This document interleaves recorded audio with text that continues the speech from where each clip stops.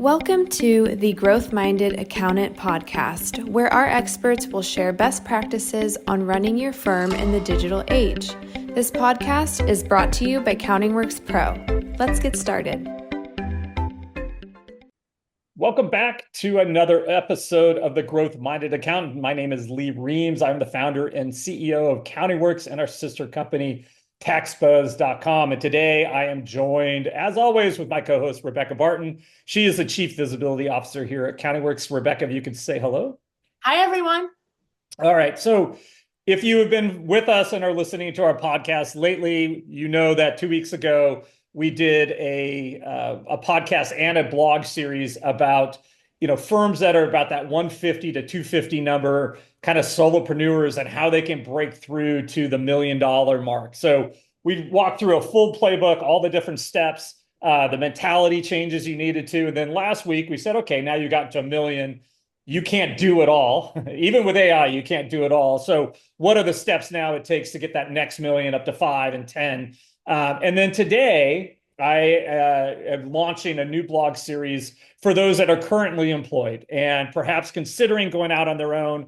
The blog article that I wrote was From W-2 to CEO, How to Start Your Own Firm Without Burning Out or Breaking the Bank. So today's podcast, I'll give a little background, who I'm speaking to. And if you are this person, definitely listen, take notes. There's a lot of good tips here today. This is a long one. I am going to, as usual, get into the guts of this very quickly. I will try not to speak too fast, but there's a lot to cover, and I want to make sure we hit it all. I might just run through some things that I think aren't as important. So who are we talking to today? Maybe you've hit the ceiling at your current job. Maybe you're tired of grinding away while someone else builds equity. And specifically now with all these private equity companies buying tax and accounting firms, they're becoming more valuable than ever, right? And as you can see the trend moving, AI coming in and making it easier to run firms, you're going to see more and more firms starting to integrate the family office type services, insurance, other financial products that make accounting firms, tax pros, CPA firms much more valuable, right? Or you might be like a lot of folks lately that just want more control and better clients. Perhaps you don't like the type of clients you're working with, the hours being dictated to you, et cetera, right? So today we're going to go through basically what I call an AI-powered starter kit for new firm owners. And then we're going to break down step-by-step how to go from a W-2 to a CEO without spending tens of thousands of dollars, or more importantly, working 80 hours a week. So what are we going to cover in today's podcast? We're going to cover naming your firm, the tech stack you actually need, how to get your first 5 clients, what a realistic first-year revenue path looks like, and how AI makes all of this easier than it's ever been before. So I'm going to start out, which seems the most logical, is segment 1, naming your firm. And should this be a personal brand or a firm identity? And what sounds like a simple decision can have really long-term ripple effects, right? What should you name your firm? Should it be your name or something bigger? So if you start growing, you bring on other partners, are you going to have a lot of commas in the name? Are you then looking at the other side where I want an actual firm name, Summit Advisory Group, something like that? And there's some pros and cons for both ways. And I'm going to go through here option A, which is your personal brand. So, Lee Reams, comma, EA, comma, CPA. I am not a CPA. So do not report me as marketing as a CPA. I'm just giving you an example. Okay. So Jane Smith, comma, CPA. So the pros, it builds trust fast, especially in local or referral-based growth, and also people that know you, right? So you already are known. That is your brand if you're working at a current firm. People know you. Your friends know you that way. Business associates, people you've been referring. It's easy to brand around your own reputation, right? So people know who you are, and then that can be part of your narrative, kind of the messaging, right? And it's great if you're going to be a solopreneur. It feels human and personalized to clients. I think this is really important to say, personalize the client. So one of the things, even on LinkedIn today, I posted about the third most traffic page on our clients' websites is their bio. And why is that? And I was posting on LinkedIn about the importance of messaging versus niching and kind of what messaging really meant. And we'll talk a little bit about that here today. if you are not telling your story, if you are not creating a compelling message that differentiates you from other firms, you aren't differentiated, right? And it's really hard to grow. It's hard to scale that way. So when you're trying to sell a brand and it's your own name, there might be a little multiple decrease. Clients expect you now to be everything. So they're hiring. I hired Lee Reams, and associates. Where are you? Well, it's and associates, right? And then it also kind of means you might be less flexible if you try to pivot to other niches or service models. It really works if you focus on personal advisory, coaching, high trust solo work. Let's say all you do is QSBS stocks. That is your niche, right? I don't think you might have a firm name with that in it or somehow related to that.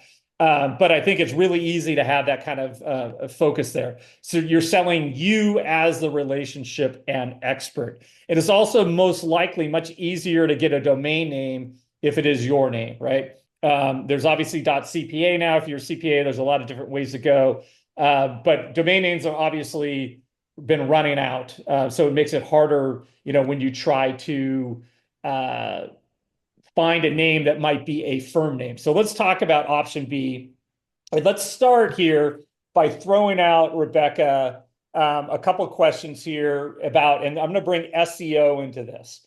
Back in the old days, if you could include keywords in your brand name or in your URL, there was some extra juice given to that for ranking. The algorithms weren't as smart, let's just say it that way. That was like another, I guess, light bulb moment to the search engine. Hey, this person is in crypto. Okay, crypto CPA, crypto CPA Colorado. So now I know they're in Colorado, they do crypto, and they're a CPA. Those are three key things. So it also would communicate to users, I know what this person does. So that isn't necessarily as important or even important today, but does that help in converting a user perhaps, since they really understand if you're focused in a messaged area or a niche, exactly what you do? So kind of explain that and kind of the exercise we go through when talking to clients. Yes, so that's a great question to start with. And it is not as important as it used to be. When I started in this industry, when I was, 19, 20 years old, that definitely mattered. If I was working on branding with someone and they were in the finance industry or they were in the jewelry business or whatever it was, you wanted to have those words in your name. Nowadays, the algorithms are much smarter. They're going to understand what you do from the content on your website, the content you're posting other places. Google cares significantly more about your name being consistent and about the brand you are building across the web than they do about whether or not tax and accounting is in your name. That said, people still tend to trust a brand that sounds very authoritative, that does have something to do with what they do, even if it's financial solutions or, tax advisory, consulting services, something that kind of gives an idea of what you're doing and the value you're going to provide. So if I'm working with someone who needs a name, who does not have a name currently, they're a brand new firm, for example, I would kind of tell them what I just told you, that it can be important to have the word tax or the word accounting in your name. But at the end of the day, the authority you're building, the valuable content you're putting out, and the consistency with which you're putting out that content is really going to be key to your rankings in this day and age of the internet.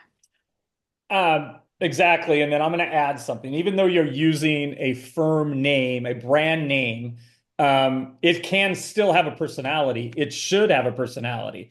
It should have a vibe. It should speak for something. It should be aspirational. Okay. It does take a little more time to build trust, because when I'm hiring Lee Reams, I know I'm hiring Lee Reams. When I'm hiring, Trojan Land CPAs or whatever, it's a little different, right? I got to go, wait a second, I don't like Trojans, whatever. So you have to build trust, who is behind this. And that's why it's so important with those firms using the brand names to have a bio, to have about us, to tell a story. You can still throw a personal story. There was a big argument, are corporations people? Yes, they're people, right? So your brand is you. It's who the team is, right? So brands really work when you're growing into a team. You want to look bigger right away. You can throw up a brand with a really high-end looking website and look established overnight, right? And then you may want to name it something that reflects some client aspirations or outcomes, okay? We have a great example of this, Lee, from There you go. yesterday. We need an example. We have a great one. So I was working with a client yesterday, and his brand is called Apex, Apex Taxes or Apex Financial Solutions, something like that. They're based in Washington State. He loves the outdoors. That's something that we're really working into the narrative on his story. He's a hiker, a mountain climber. The logo that he has is this beautiful forest green, like mountain, very high-end looking, beautiful font. And so we're kind of running with this idea of Apex, which is very aspirational. You're going to reach the heights of your financial well-being, that sort of idea. Something like that can really work. But like you were just saying, we did personalize it a lot. You know, he has kids who are involved in soccer, musical theater. We're telling these stories about, you know, where you can find him when he's not in the office or not enjoying the great outdoors. And it's really just personalizing the whole firm, even though he is operating under this kind of aspirational firm name. Awesome. And I'm glad we had something from yesterday. We're getting more into the narrative storytelling. So we're definitely something we're doing consulting wise with our clients. A couple things. If you go the brand name, make sure you don't have a trademark issue. There's nothing worse than starting out, picking a name, and then you're in a lawsuit right away. Make sure that you want the .com if you can. If not, be creative on if it's not a .com, .cpa or whatever. Make sure that you can pick up your Google profile based on that name. So these are things you definitely need to look at. We are not attorneys. I'm not giving legal advice, but I think it's very important. In any exercise that I've done when picking a name, I've definitely gone through that. So that's the beginning. We could have talked about that subject for 50 minutes, but we're trying to do 10 minutes per segment. I'm moving on. So this is going to be a fast one from idea to legal digital foundation, right? So, you know, what do you need to do? Obviously, you need to choose your structure. LLC versus S Corp is the most common. LLC is simple to set up. Obviously, there's reasons to do S Corps. There's some pros and cons. You as a tax and accounting professional could probably go through that. Make sure you register with your state or any local areas. So and I'll give an example. If you work in Washington and you're in Issaquah, for example, you need to set up, 3 and 4 accounts of registrations with the state of Washington, the city of Issaquah. There's a couple other areas or groups that regulate you. So make sure that you have looked at what are all the registrations that I need to do. Make sure that you're registered with your state or local, and make sure that your firm name is not already used locally, okay? Obviously, you need to get an EIN number. Open a bank account under the entity name. Do not mix. I'm doing a lot of stuff that's common sense, obviously, for tax and accounting firms, but throwing it out there. Get business insurance, get an E&O policy. Make sure you set up an engagement letter. Use an engagement letter with every single client. If you do any research on it, you'll see that people don't use engagement letters. They're going to have more disputes, the more possibilities of conflicts with the client and a legal issue. No one wants that. It's not fun. You have an engagement letter, at least you define what the relationship is, who's responsible for what, and it really, stops a lot of that in its tracks. I would set up a folder and I would call it, my firm docs or my startup docs. And I would, let's say you have it on Google or Dropbox, and I would make sure that I loaded all of this information there. So it's easy for me to manage, easy for me to reference in the future. And I don't lose things. It happens all the time. You have something in email, it's on your desktop, all kinds of problems. Obvious one, just like you consult with your own clients, open a business bank account. Do not mix personal and business.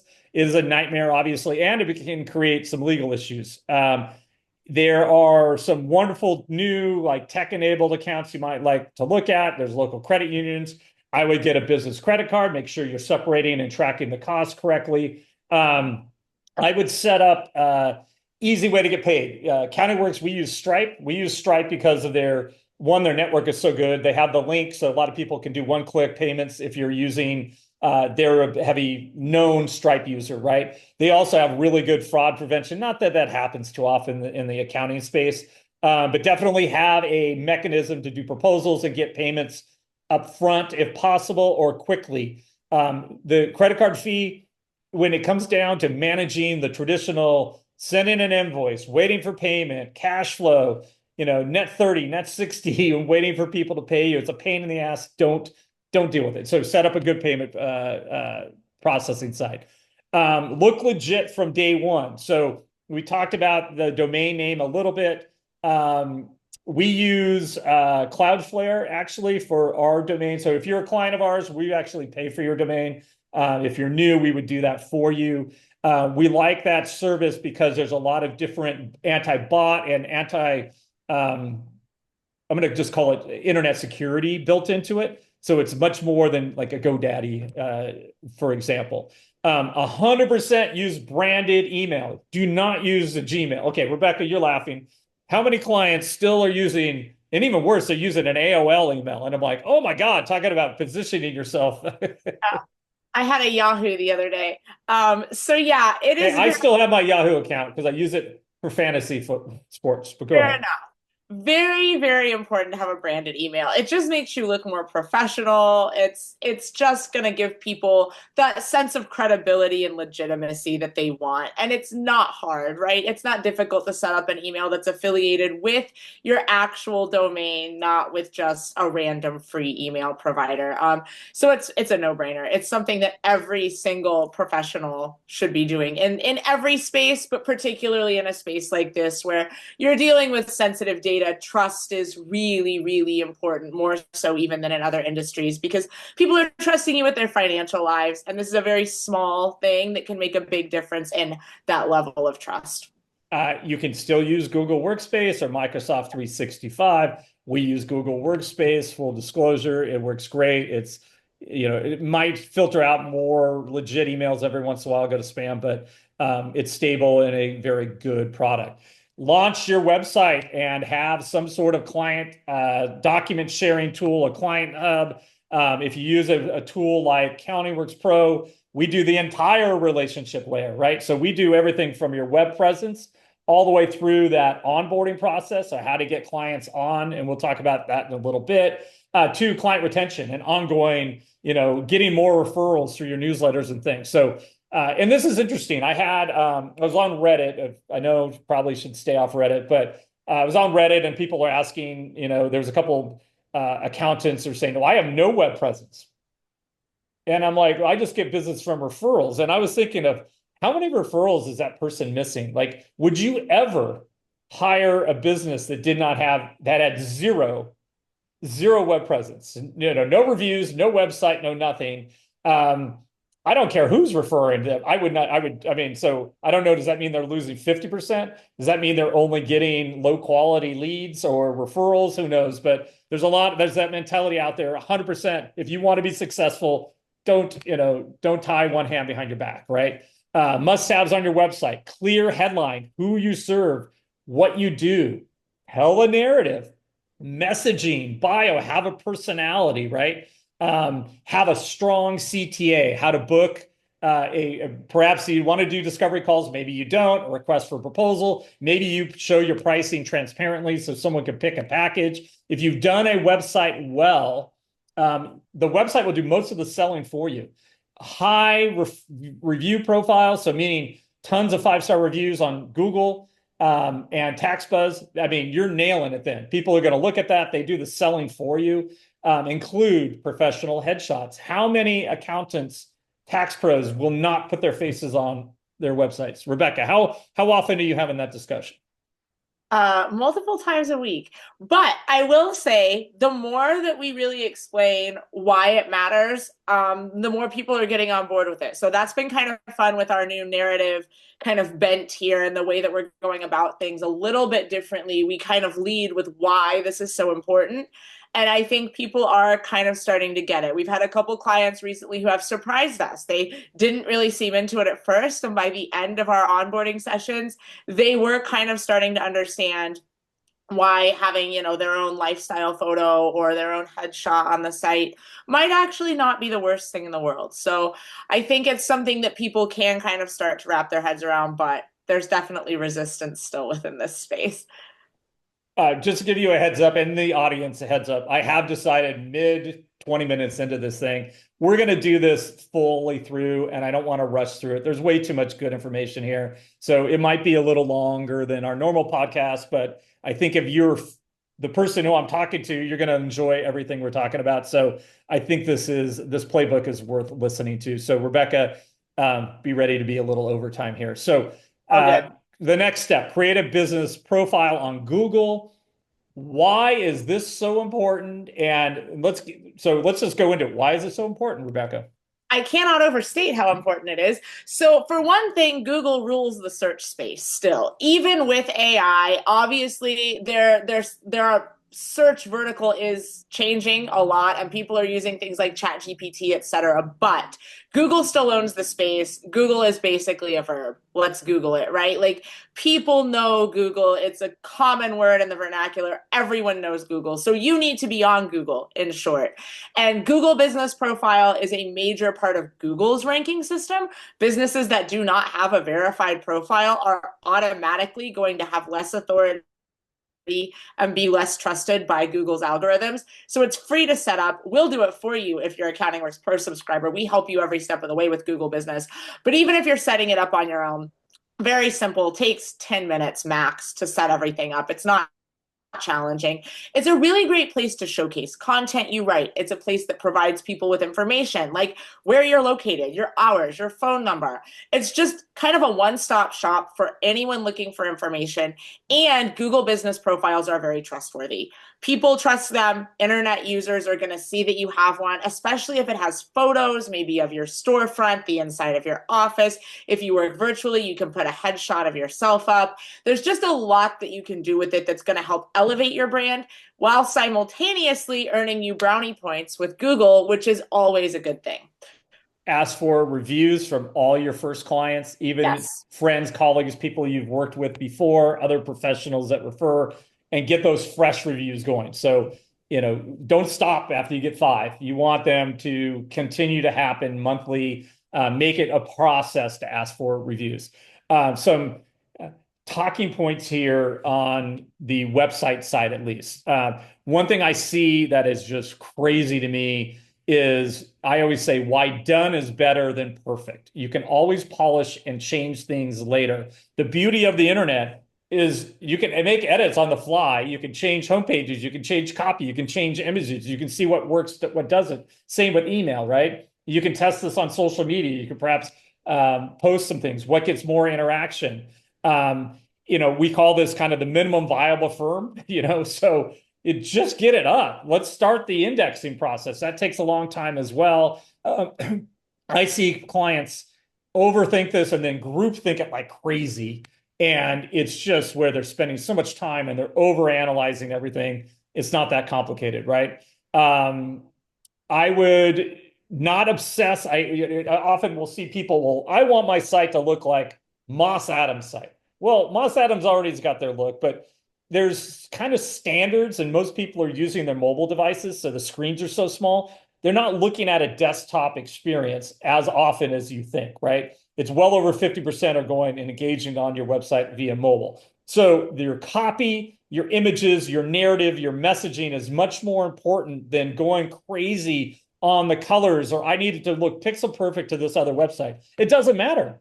It matters that you have a strong story and you're talking to somebody, but the actual, I think people get a little crazy. And also start thinking about when you're creating content, you're not just creating it for Google anymore. You are creating it for generative AI. So all of the chat tools, ChatGPT, Gemini, they're going in and referencing other professionals. So it's like a display ad within the results of a query, right? So you see it at the top. If you are creating trustworthy, localized, niche content, you will be the expert they reference, right?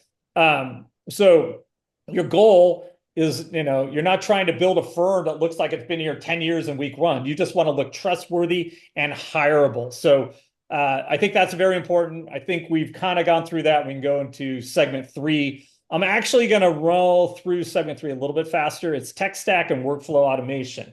And what do we mean by this? So there's 2 ways to look at it. There's tools that are like practice management tools, let's say Canopy, There's like TaxDome. There's tools like ours that are a little crossover, but we're much more on the relationship layer. And I think this is important for people to understand.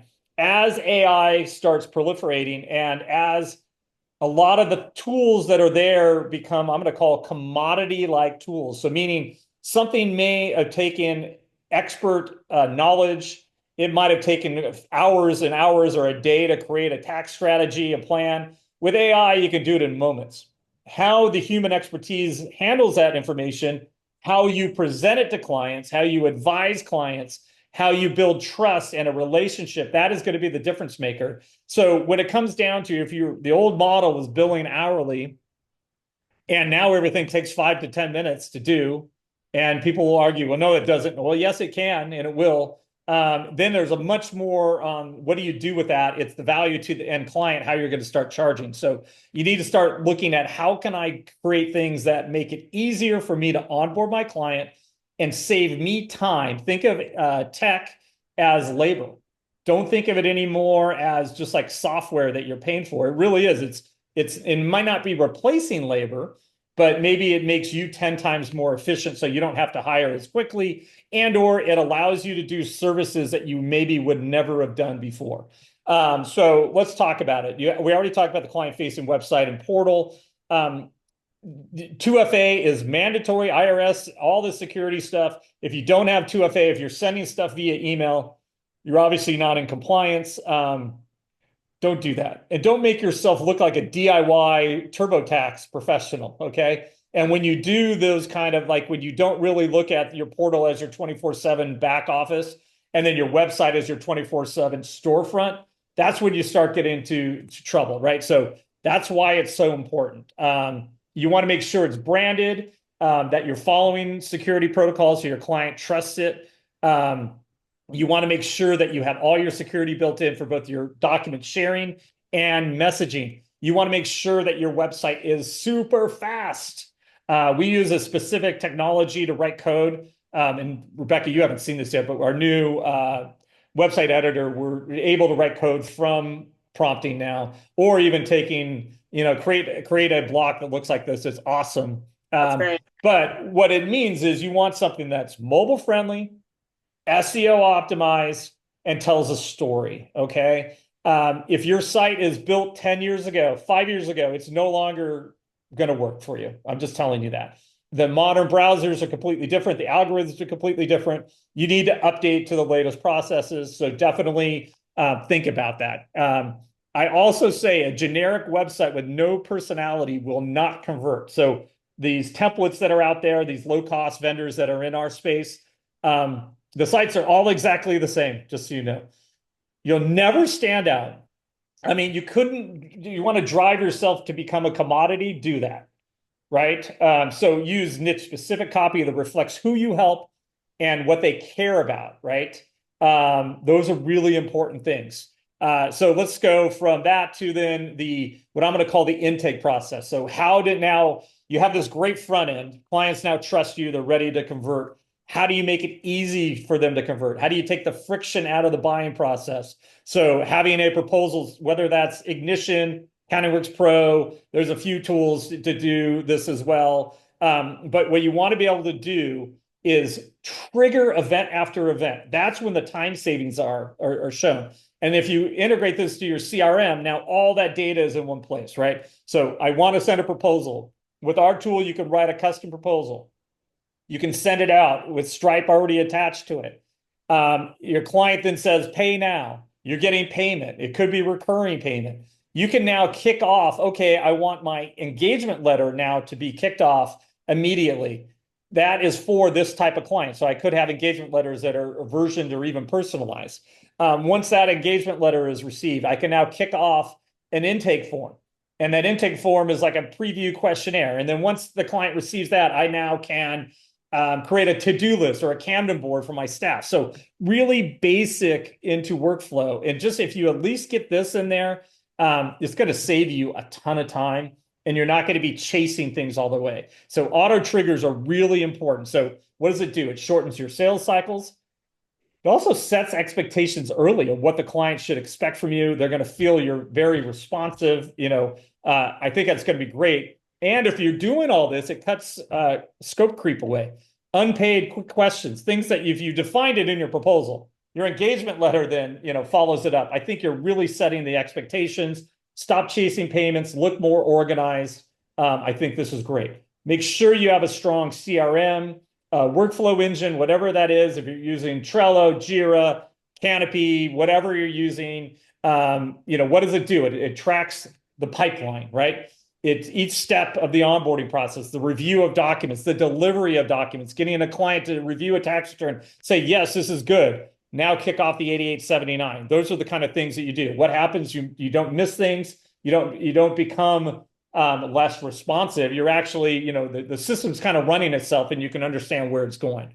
Now I'm going to get into content automation, and Rebekah, explain why that is so important. And I'm going to go back to, and even we had a sales meeting and they were pitching a client, and there was a bunch of partners that are like, well, we're going to have to hire someone to run all this. And I just sat there and I hit my head against the wall, of course. And I'm like, even to my own sales team, like, yeah, no, that's not true. We have automations for this stuff. You just turn it on and it runs.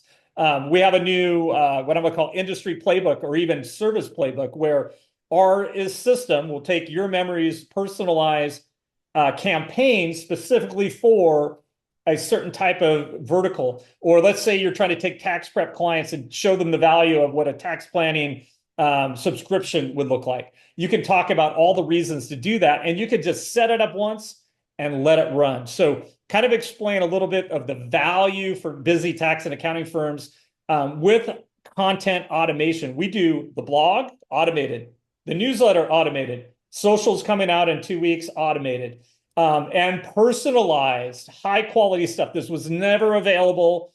It's not, I think we're the only firm that's doing this in the tax and accounting space. We have trusted Max powering it, writing really good quality stuff, but explain why it's so important.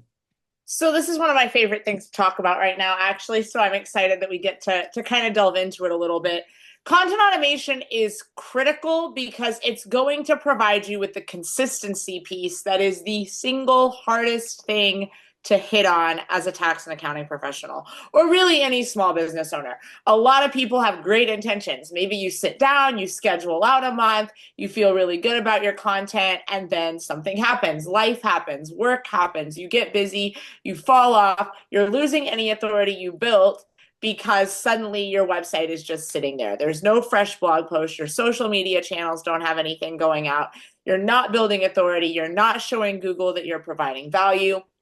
And really consistent content is where everything starts as far as authority building.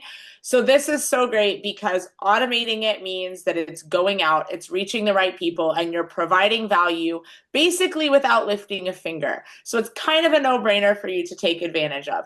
On our end, like Lee mentions, we do a lot of this. The newsletter goes out every month. You don't have to worry about it. Our new blog spinner can customize every single syndicated article that we write for you, which is 15 to 20 a month. So you're looking at every day or two, you're getting content going out to your blog. And with our automation feature, it can now be customized to your memories, to your firm. It's really exciting. It's something I love, and I've been really talking up to our clients. Auto posting for social media so that you have something going out to people. Even if it's general content, it's going to provide them with some value. It's going to provide them with some information, and even more importantly, it's telling the search algorithms within those social media channels that you are active, that you are posting, and that you're providing relevant content to the industry in which you function. Absolutely. And kind of to close up this segment, automation doesn't replace you, it amplifies you. So you're spending more time giving advice, not chasing e-signatures or engagement letters, right? And then the power of first impressions. If your tech is dialed in, if we as CountingWorks Pro or any other tech stack can make you able to compete with anyone else as a smaller shop, what happens is you're going to see your pricing feeling more justified. You're going to be able to charge more and command higher prices just by dialing this in. I'm telling you, the people that are still it's not even back in 2024. They're now looking outdated, right? So it's time to get on the new kind of tech stack and start leading with this in your processes. So we've talked about a lot. So now you've set everything up, but I don't have any clients. How do I get my first 5? Ads, no funnel, just results. How do we do this, right? So you have your name, your legal, the website, the tools. Rebekah, what is kind of the next step on picking up some new clients and finding those first 5? So the first thing we want to say is that we don't want you doing paid ads right out of the gate without a niche, without a reason. You're going to be throwing money away. I talk a lot about paid ads with clients, and there is a strategy to it that can work, but it is strategic. So don't do that. SEO will help you. It's also a long game. SEO is not an overnight process. We're looking at 6 to 12 months before you really start to gain authority, especially if you're a brand new firm. So I know I'm kind of telling you the do nots to start, but I promise we'll get into what you can do here in just a second. Well, we are talking the first 5 clients, right? So. Right. What is going to work for you here is personal outreach and using connections you already have and visibility that's consistent. So that's where this idea of posting consistent content, automating these things, that can come into play here, because you are getting an SEO benefit that will pay off down the road, but you can also gain an immediate benefit of, hey, I'm posting this to my Facebook and my friend shares it to their page and they're in a networking group and someone local sees that and then they realize, oh, this person is consistently posting really interesting content. They know what they're doing. So it can have an immediate effect. So it's both a short game and a long game with content. But personal outreach and referrals can actually be the greatest way to get started. So I think the first thing we're going to kind of look at here is kind of a script for how to ask for a referral in a way that isn't going to be salesy or make you feel like you're begging for business.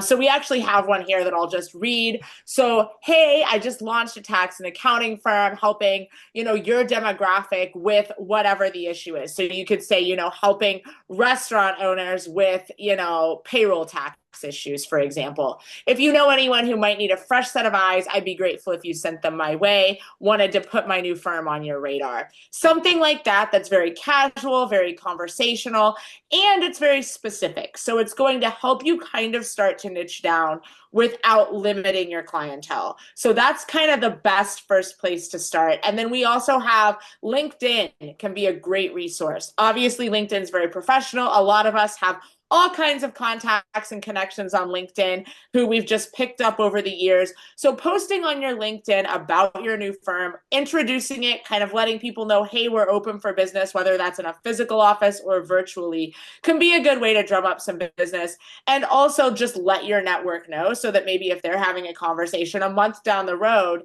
you're in their mind and you've already kind of planted that seed that you're offering these services. Awesome. So I think one thing to say from a mind shift is you're not selling, you're solving problems, right? People want help. They just don't need to know that you're available. Okay. Okay, great. You're available, but what is the pain point that you're solving that's going to make me want to take an action? I think that's important. So we went over first one, easy one, ask referrals from all your colleagues, your friends, family. People want to help you, especially when you start out, okay? The LinkedIn, obviously nailing that down and establishing it, start building it as much as possible. You can use it obviously for networking. The next one is trying to figure out some sort of like ask me anything offer. There's some pros that we have. They have Ask Lee, Ask Paul, Ask Ralph on their websites, and you would be shocked how many people come in. So when you're just starting out, you're just trying to provide value, right? You're not necessarily trying to pitch them, offer some sort of free, maybe 15 to 20 minute session to your network or niche. So anyone that's involved in your area that could help you identify new clients, those would be people I would do, right? So there's no real prep required. It's just ask me anything about taxes, bookkeeping, QSBS stock, whatever your specialty is or expertise is, shared on LinkedIn, Facebook, Slack, Discord, things like that. So why this helps convert? One, you're building trust. You're putting yourself out there. You're becoming a thought leader. You're showing off your brain, so to speak. And then you'll often hear, so how do I work with you, right? So that's kind of the lead in, put yourself out there. When in the beginning, you're going to do some free work. It's just the way it is. I already talked about this, is use tools that make you look legit. This is where I think most people drop the ball. They do all the right outreach, and then, they're like, working on a Word document and not even like so like that is like an example of using AOL email. So, okay, at least be, a Google Doc or something, right? So make sure your back end matches your dream firm, okay? And it's not that expensive, all right? So That's we what I would talked just about, say, yeah, yeah. You don't yeah, have to spend $100,000 to do this. yeah. You don't want it to look like it's your side hustle. This is your business. You want to be proud of it, be proud of that brand. And specifically with the younger generations, I think branding, your messaging, what you believe in is more important than ever. And if you're just starting out, perhaps a lot of your clients will be younger. They're going to care about this. So 100% do that. Step 5, referrals from referrals. So, once you start getting clients, you need to have a process in place that says, hey, I'm glad we worked together. I hope I met and exceeded all your expectations. If you know anyone else in your industry, and that if you're niching perhaps, who needs help with a result like what I just cut your taxes 30,000, I saved you, I would love an introduction. I'm growing my firm and really focusing on quality clients like you. So you want them to find people that they consider similar, same social group, perhaps same industry. I think that really helps. You can do all of this without any advertising, okay? And if you hit it hard enough and you do it daily and you work it daily, you will start attracting clients over time. When you're starting out, beggars can't be choosers kind of thing. So your clients don't have to be perfect. They just need to get you in motion, right? They need you to get experience. They need to help you learn what is a good onboard experience. Ooh, what do they expect in responsiveness, right? And just because you're starting out, don't necessarily undercharge. Still, you're not going to be able to command the $1,500 an hour tax attorney because you don't have the expertise or experience. But you don't undercut TurboTax, okay? Or whatever, some QuickBooks Live or whatever. So you can do like a founding client package, only for like recurring work. So perhaps you're saying, hey, I'm starting out, and because of this, if you become a founding client, I'm going to give you in perpetuity X discount. That's a great way to get people that say, hey, I'll take that risk. I'm getting a discount. I'm giving them a break. It's just another way to do this. So also make sure you have a testimony review request process all the time, right?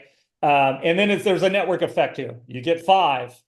That 5 then refers you 10 more.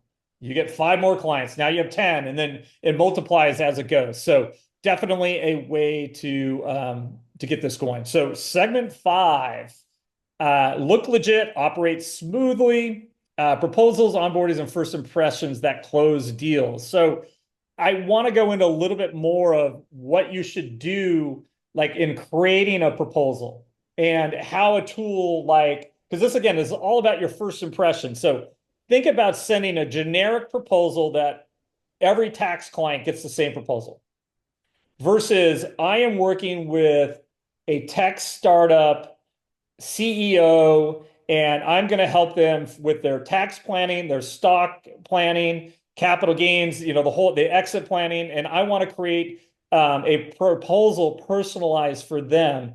That is going to be much more effective, and that's a personalized experience than sending the generic template version, and kind of explain how a tool like our Max AI can help you write those very easily. Like explain how you would write a prompt to get that kind of output and get that out very quickly to your client. Yes. So basically what you're going to want to do is have a template prompt that you're going to then just fill in variable data effectively. So if that sounded really technical, I will break it down here for you into very simple terms. So effectively what you would be asking is for Max or your chosen AI to help you draft this proposal. So you could say something like, hi, I'm a tax and accounting professional specializing in X. I need a proposal for a client who insert industry works in X industry, and I'm going to be providing X service, Z service, Y service to them. Can you please craft a proposal that includes the scope of work, pricing, put in your price, the timeline, put in how long you think it's going to take you, and any terms, conditions, parameters of work that you want it to have. And then every single time you need a proposal drafted, you're just going to input those 4 or 5 little bits of data. The AI is going to spit something out for you in mere seconds. They're all going to be uniform, they're all going to be pretty, and they're all going to be completely customized to each individual client. Yeah, and then we mentioned you get paid through Stripe. I would trigger out that engagement letter. We talked about it. Why it's so important legally. Protects you. It prevents scope creep. I can't tell you how often that happens where you sign up a client and you end up doing all sorts of things that you didn't say you were going to do and get paid the same amount. If you're utilizing this process, you're stopping that right away. It also sets clear expectations and gets skin in the game from the client right away. It sets communication about deliverables, deadlines, how we communicate. You can put all of this in your engagement letter. All of this can be created via a tool like Map. So what's included, what's not, when and how you communicate. What are the expectations on my responsibilities as far as timelines, accuracy, what is the client responsibilities? So you're setting yourself up. If you're not using this, you're setting yourself up for misunderstandings and I'm going to say poor client relationships. So, and you're probably losing money. So just definitely do it. Follow that up with intake forms. An intake form does a lot of the interview process for you. So that first 15 to 20 minutes, you already have all that data. Your AI tool has all that data. You may already have been working on personalized recommendations for this client, whether it's a business client or a tax client, based on the intake form. They're super easy to create. We're getting a way down to create a custom intake form for a client in minutes or seconds or whatever you want to call it. Get that out there, and each client can have its own intake form. I mean, that's how crazy things are going. So what you're trying to do is make it easy for the client to share information about themselves to get a better outcome, and also to save you time for more advice versus I'm going to call it tasking type things. So 100%. And then from there, I like to have a to-do list meets an onboard task board. So whether you're using Trello, Jira, a tool like ours, AccountingWorks Pro, Kanban boards are really important, right? So, what are they? Upload last year's return, connect a bank account if you're using Plaid, schedule kickoff calls. There's all these steps, and it just goes from step to step to step. It makes it really easy to organize. It makes it easy once you start having staff to organize. You can also see who's stuck, who's still in the second phase, who hasn't moved past that. What are we waiting on? What step are we on, right? And what this does is it makes it much easier for you. So you're not going through email, forgetting who paid you, who didn't pay you, sending out reminders, right? So the more you can automate this, the better. So 100% invest in that. I went through that much quicker than, again, that could be an hour-long podcast, but it's really important. So let's do segment 6 here. It's the 90-day visibility plan, marketing that doesn't burn you out. So we have all our systems in place. You got your first 5 clients rolling in. Now the question is, and this is where we're going to get into the evergreen content, Rebekah, how you stay visible, relevant, and in demand without being a full-time content creator, right? So this is an area where, just like our sales meeting with a client the other day, do I need to hire someone to do this? No, just spend the time on a system like ours. You don't need to dread about this. We will help you automate and do this process for you in a very high-end agency level execution way. So kind of explain and we call it the core visibility philosophy, be consistent, not constant. So kind of explain what that means as far as communication to your current clients and attracting new clients. Yes. So this kind of goes back to what I've already talked about in this podcast, that consistency is key. So the idea here is that clients aren't going to remember if you post 25 times in a single week. But what they will remember is that you show up on a consistent basis and you provide high quality, valuable content. Now, I want to clarify that by high quality, I don't necessarily mean overly polished and produced. I have this conversation a lot with clients. People value value authenticity. So if you're recording a 2-minute little video on your phone, sitting at your desk, TikTok style, if you will, and posting that as a reel, but you're providing super valuable information that is very shareable, that people want to send to their friends, they want to share on their stories, that kind of thing, you're going to see much more success than if you spent 2 hours in a video editing app putting together some, hyper edited reel with stock footage. So focus on authenticity. This doesn't have to be something that takes you hours to record a video or make a post. That's one of the biggest things I want you to take away from this, is that authenticity is key. Also, about 90% of marketing is really just reminding people that you're there and that you have an answer to their problem or a solution to their pain point. So showing up consistently and providing value, whether that's twice a week, 3 times a week, that's a lot more important than posting every single day. And automation can really help you here. For social, for example, if you are doing videos that you need to physically be on, sit down once a month on a Saturday morning, take an hour, schedule everything out for the month, and make that part of your routine. That this is my hour that I'm going to schedule my videos for the month, and then you're done with it. It's not something you have to do daily. It's not something you have to think about all the time. Use a simple tool. I like Buffer. There's lots of other Hootsuite. There's all kinds, Sprout, lots of scheduling tools. Many of them have free accounts. And you can just set everything up super quickly if you're wanting to do custom content. On our end of things, if you're a Counting Works Pro subscriber, we have social posts that go out for you. So even easier. But I like to see people doing videos and things like that. And just doing that consistently and reliably is going to be, to use a buzzword, a game changer for your brand, because it also gives you the chance to reach a wider audience. Video in particular, Reels, YouTube videos, TikTok videos, they're not just going out to the people who already follow you. They're going out to people and being pushed to people who are interested in the topics that you're talking about. So it's a really great way to widen your net and widen your audience without spending any money. Awesome. So we did break down what a 90-day visibility plan. I think you could do it much quicker. And we have a new process, for example, on how we onboard our clients and how we interview them and how we use AI tools and the processes we've created to speed things up. We've been launching websites, custom websites, in less than a week. We had one go live in 2 days. If client knows what they want and knows what they want to say, we have a process in place to nail that story, nail that narrative. So week 1, launch your website and your Google profile. Okay, spend all your time, whatever it takes, to get that messaging out. Just tell your story. Use a tool like Counting Works Pro and our staff. We are all in on the beginning, 60 days of getting you set up, because that is the most important part, right? Getting that narrative down, getting that messaging down, getting it in your website, getting it on your social, consistent across things. Week 2 now, spend all your time getting those referral messages out to your network. You can brainstorm. You can think of so many people that connection of a connection of a connection. There's obviously tools that you can use, from Google to asking ChatGPT to help you kind of brainstorm other people to connect with. Perhaps if you're locally, you want to start relationships with estate planners, insurance agents, attorneys, right? There's all sorts of realtors, people that just moving in. There's all sorts of ways that you can go out there and create your own referral network. Spend that time, go all in for a week.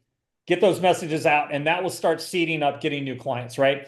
Week 3, start now announcing your firm launch. So you're kind of backing up. I got my site launched. It's now indexed, because you want Google to have time to index your pages. So if people Google your name, for example, you want it to show up. Google doesn't necessarily, just because you launch a website today, it's not necessarily going to show your website tomorrow, okay? It will over time. You share it on social media. That's where it's a signal. Oh, this is a new website. Let's check this out. Is you add new content. As Google gets used to your site adding consistent content, guess what? They're going to index it much more. They're going to give you a higher page rank. This is going to be good for you. Week 4, use a tool like ours, get your AI-powered blog and email newsletter going. We did an entire podcast and article, or did we do a podcast and newsletters? We might not have. I've done a full article on it. We may need that. That might be something we need to add. We might need to add that. I know we've done articles. I don't think we've done a full podcast. We've talked a lot about it, but not a full one. 100%. Your email newsletter is the power horse of your firm. It will drive consistency out to your current audience. It will drive engagement and new business. It will keep them educated. It will make sure that they have certain life events that they don't miss calling you before they make serious financial decisions. 100%. Weeks 5 through 12, start posting on social. If you're using our tool and you set up the AI-powered blog, you're going to automatically get your content pushed out there. You want to engage in comments. You want to engage in other people's conversation. Perhaps there's a niche of that you want to work in. So, I use it all the time. I'll use it again. Dental firms, go on Reddit, find a bunch of dental firms that are asking questions about financial things. There's so many different commenting tools. There's Medium. There's a bunch of ways to do this. 100% jump into it and start booking consultations from this. Facebook groups, I think, are also worth mentioning for different industries, just because Facebook's something most people are comfortable with. So if you want to spend some time going through Facebook, joining groups in a particular industry, a lot of places have like 1 day a week where they'll allow you to promote professional services. So that can be a really good way to reach new clients.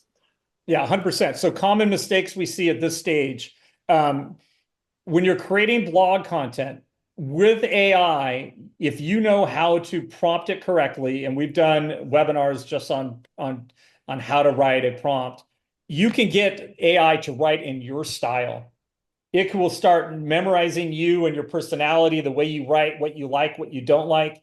AI can do, I'm telling you, 95% of the work for you. It's not that AI is writing it. You're writing it. You just have a ghostwriter doing a tool or doing a task in moments versus you spending hours and hours and hours. And the more important thing is, it's going to articulate your thoughts in your brain better than you would if you just did this. So a lot of times, I'm telling you, you don't want to just let AI write a blog, though. That is not it. You need to tell it exactly what you want. You need to tell it your thoughts. What do I think about this? This is what I believe in. And it will assist you. Like you would a writer. Think of it as a ghostwriter. Literally think of it as a person you've hired to assist you and talk to it in that same way. I have joked with my mom, actually, that I spend more time talking to my robots than I do to my coworkers some days. Because I need it to understand what I'm trying to get it to say. So have conversations back and forth with it, and it will start to get to know you and your preferences. Yeah, but you like your robots more than your coworkers, so that I get that. That's not true. So don't think about, I need to go viral. You just need to be visible, right? And you need to be valuable week after week. And what's interesting, and I've done some experiments even on my own LinkedIn, I have gotten better results when I just do really valuable information that's free takeaways without a CTA, no salesy, no link to another blog article. By far, I get more engagement on that than I do perhaps, it looks a little more spammy, even though there's still the same value. So just something to think about. And I'm into the consistency side here. And you'll see like a good post will have a life of its own for a week. And then you'll get other comments and other people who are experts becoming aware of you, adding to the conversation. Same way you can go on their threads and add your insight, right?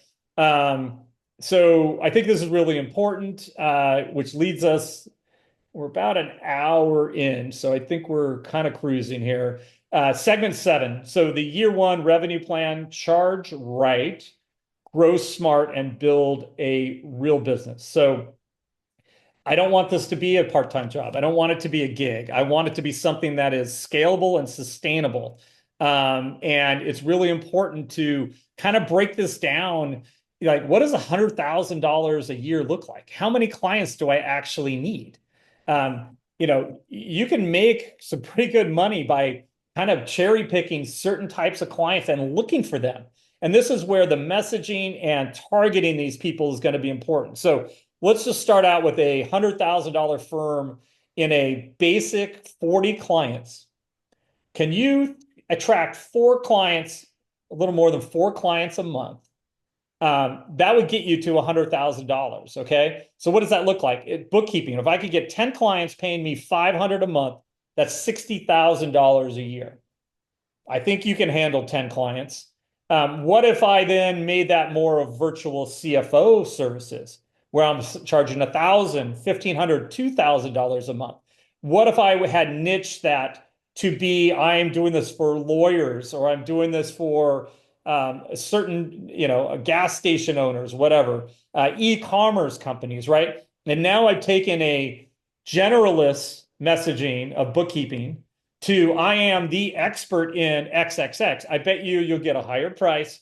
They will see, others will ask, hey, who do you use for this? They'll refer you to more people. But just even in that bookkeeping model, 10 clients, 500 a month, 60 a year. Tax prep, 25 clients, charge $800 each. There's 20 grand a year.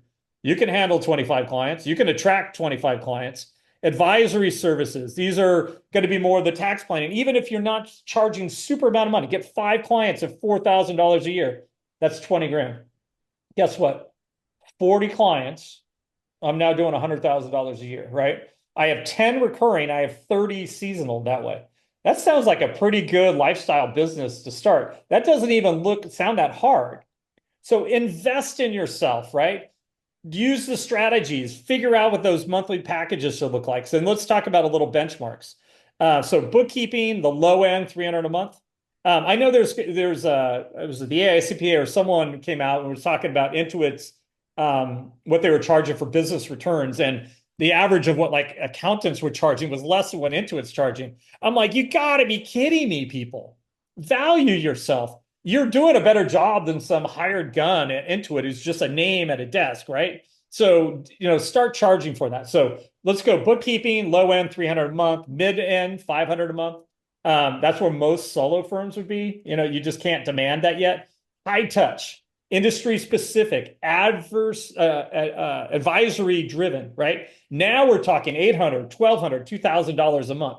That is a game plan. And you can kind of plan, let's start where I max out on, I'm only going to do this many clients at the low end. And guess what? Now I'm going to start going for this higher end. And then when I max out that, I'm going to add my third layer, which is going to be my high touch. I think you would find that an easier way to build your firm. And you get the income coming in, you get the experience. And then by the time you're ready for those elite clients, you have that experience to do it. So tax prep, simple 1040s, $400 to $600. Schedule C LLC, $750, $1,000 plus. S corps partnerships, $1,250 to $2,500, right? Advisory, business entity structure, quarterly planning, cash flow review, strategies. This could be $600 to $1,500 a month. It could be $2,500 to $6,000 per year, depending on the type of clients that you're attracting. But start thinking and building your model around this. So create a roadmap, and then start using these numbers. If you're using a tool like Max, you can fit. This is what I'm willing to charge for these type of services. You could even let Max's AI figure out if a client is in Oklahoma, they might get a different price than that client in San Francisco, okay? Based on their demographics. You just add some details and you'd be surprised what AI can do. So, common mistake is charging what you think clients can afford. I think that's a big deal, right? Pricing based on what you would have paid, not what the service is worth. So let's get into that a little bit. When you go through this exercise with our clients, what are the kind of questions for value that you look at to assist our clients in feeling confident in asking for those type of prices?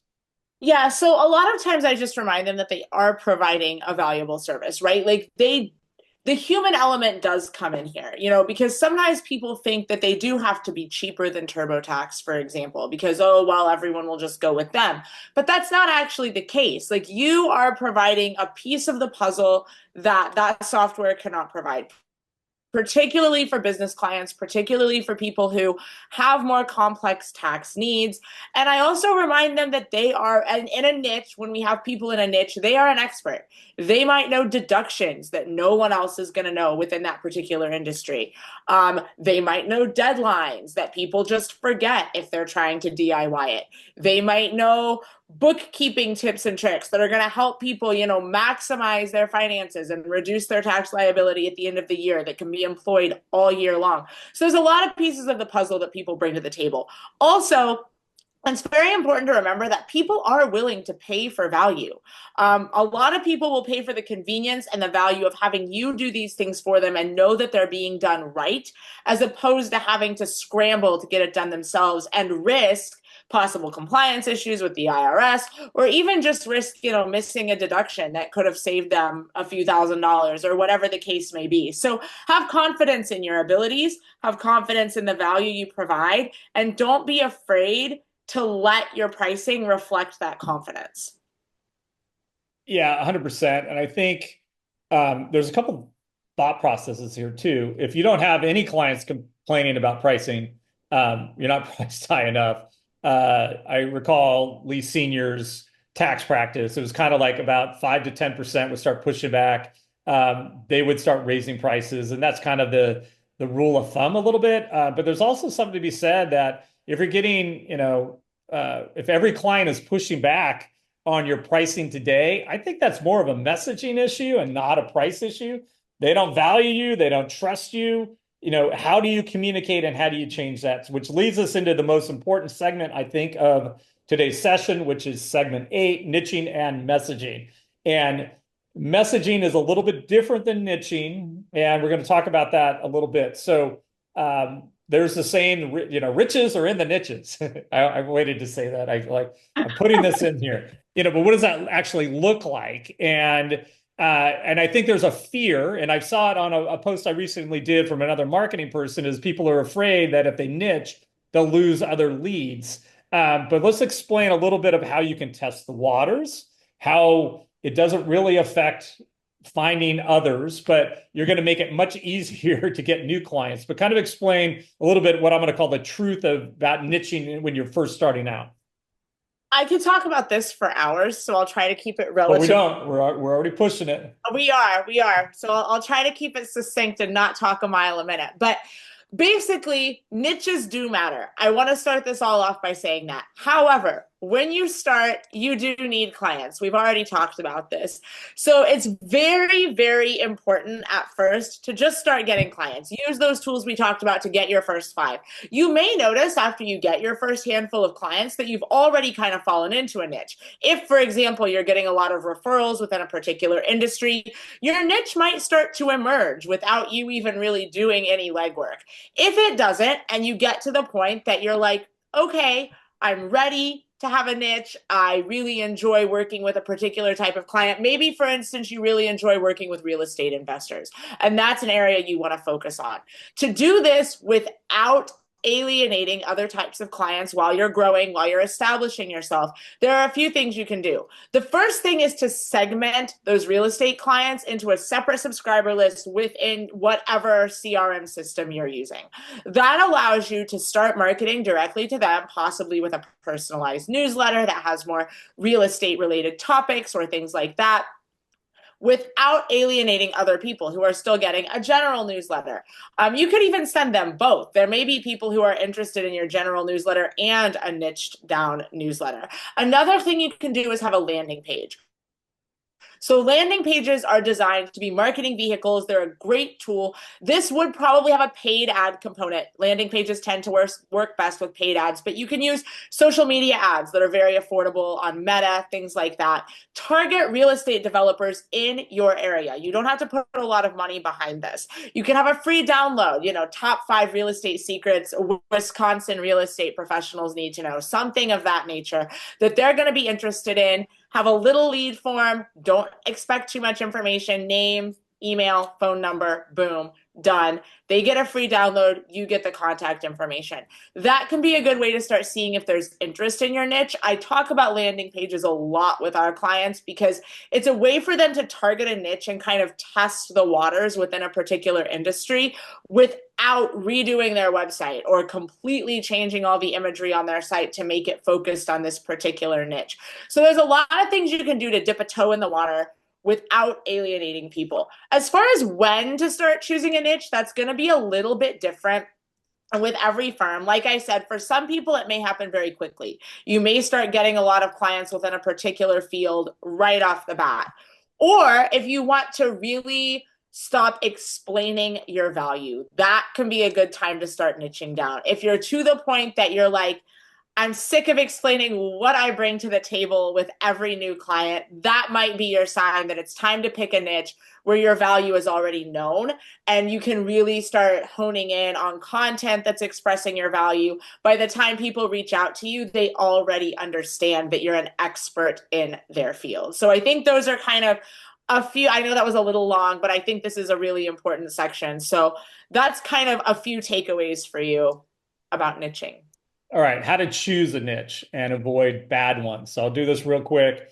And an ideal niche includes recurring needs, right? Not one-off stuff. You want recurring revenue, bookkeeping, advisory, tax planning, high perceived value for your services, tight communities. I think we see this all the time in some of our most successful niche players. You know, I have one that's in peace officers. They have thousands and thousands of peace officers, law enforcement. Word of mouth spreads fast, and really fast in tight communities, okay? Willingness to pay for convenience or expertise. Complexity equals justification for premium pricing, right? So strong niche examples: real estate investors, law firms, freelancers, creatives, e-commerce firms, healthcare practices, agencies. I'll give you some weak signals. Try to avoid these unless that is your target market, and it might be. So if you want to be the Walmart and you have a process in place to do huge amounts of tax returns, for example, and that's your niche, go for it. But usually I would say stay away. Niche signals that are weak. Everyone is price shopping. One-time needs. I'm a W-2 only, right? No on the communities or referral networks. Zero interest in strategy. Just get it done. I don't care about how you're going to save me money 5 years, 10 years out. So that's kind of a way to kind of narrow it down. So if you have a niche, I want you to understand what messaging means. And this is really important part of this podcast. So instead of saying we specialize in tax prep for small business, well, I niche down. I target small businesses. I'm doing tax prep. We help digital agencies finally take control of their books, reduce tax surprises, and stop leaving money on the table, right? That is a messaging to in a niche, and now you've narrowed it down. You're going to attract people that comment or that type of copy and messaging resonates with. Instead of saying bookkeeping for real estate pros, we work with real estate investors who want better cash flow clarity, smarter deductions, and a team that actually speaks their language. There's a lot of things you're addressing there. Pain points there. Cash flow is a pain point, right? You're giving them some aspirational things, smarter deductions, better financial outcomes. And then you're even kind of saying how I do it. It's a team that speaks your language. We know what real estate investors do. That copy right there would out-convert 10 to 1 on the copy above. So it's really important. So the nice thing about niches, you can test them. You can do landing pages, what we talked about. You can use our type of tool where we can create content around that niche and messaging and segment the newsletter. There's a lot of different ways. We can then segment the social posting, and then you can test them. Maybe you test a couple of niches. If one stands out, put all your money in there, build, and then go to another one. You can test multiple verticals in parallel, and with a tool like CountingWorks Pro, 100% you can do that, right? So I think we're pretty good there. Like a formula to use. I help this niche solve this problem so they can see this result. Really simple. So here's an example. I help therapists clean up their financial systems so they can focus on their clients, not their QuickBooks, right? So I think you're getting the kind of the goal here and what we're trying to do. So 100% messaging is key. It's the differentiator. Otherwise, you're just like every other generalist out there.